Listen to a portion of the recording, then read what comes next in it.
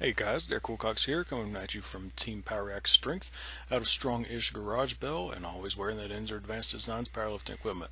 Here is a side profile of Grandfather Mountain where we had the Highland Games. You can see the face of an old man if you look the right way. Hold your mouth just right and squint real hard.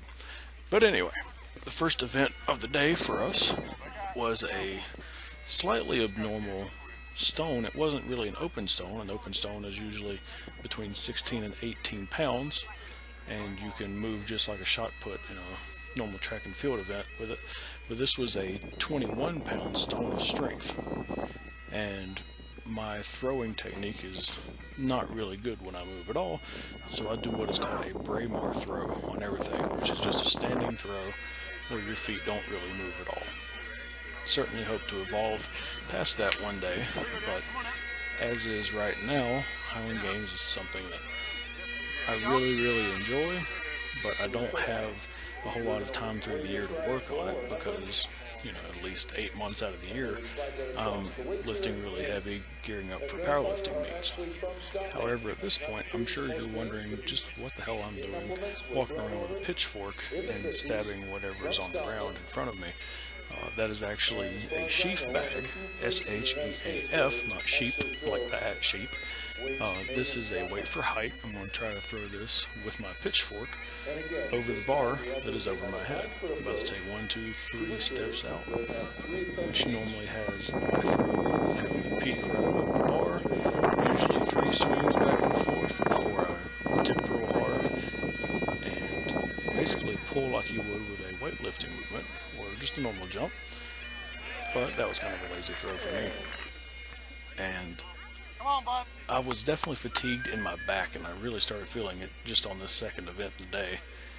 And I start my pulls early, and everything just cattywampus, as we say in North Carolina. Nothing was really going right. And here you have the prime example of an athletic warm-up by my friend Jeremy, putting the old Scottish stomp on the field before he goes out and throws a mean sheaf. But this event was always fun. It's actually my favorite event, so it was a little frustrating not to do well at it. This is the weight over bar event. You'll recognize this a lot from older strongman events. This is where it all came from. Now this is a throw at 12 feet, and this is another frustrating moment because my back already felt fried, and this was just the third out of 7 events during the day. And I normally don't have many misses at all, going up to 13 or 14 feet, and I missed twice on 11 feet, once on 12 feet. I missed at least once on 13 feet. I think it was twice, and eventually got to 14 feet, which I had actually thrown over 2 weeks ago, and you're going to miss most of my successful throw at 13 feet thanks to this old man's ass right in front of the camera. I guess he just didn't know that my camera was set up and recording, but that's fine. You guys get to enjoy this view. And this was one of my attempts at 14 feet with weight over bar, and that's pretty much the story with all of them. I threw it just high enough to hit the bar, but not quite go over. Now, a lot of people think this is the most brute strength event that we have in the Highland Games, but I would really beg to differ, because if you let that weight not finish its pendulum effect coming back down out of the bottom of your backswing, it'll feel like you're trying to pull an 800-pound deadlift for speed, and it just doesn't work very well. Now, here's one of the most recognizable overall events from the Highland Games, which is the caber toss. I am about 1 mile away from the camera or so, but you can see it's a tapered log that is around 20 feet normally and usually over 100 pounds.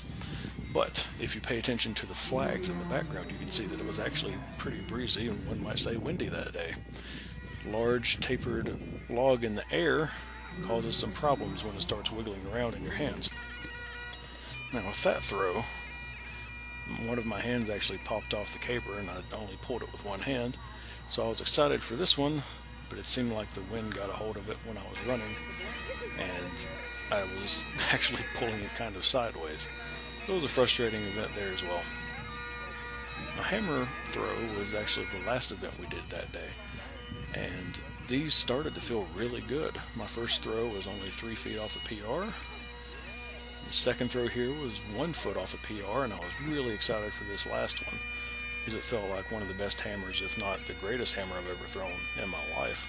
Had a really big circumference on my swings, great third pull, and that thing absolutely flew. But unfortunately, I was called for a foul, and while I was not real happy about it at the time, the judge was actually correct about it. My heel actually slid in front of the line we're not supposed to cross, which I've never had happen before. But that's just the way things go in all sports, tough breaks. And honestly, if I'm going to have a bad day, may as well have those bad breaks on that day instead of having them on a good day. At least that's the way I'm choosing to think about it.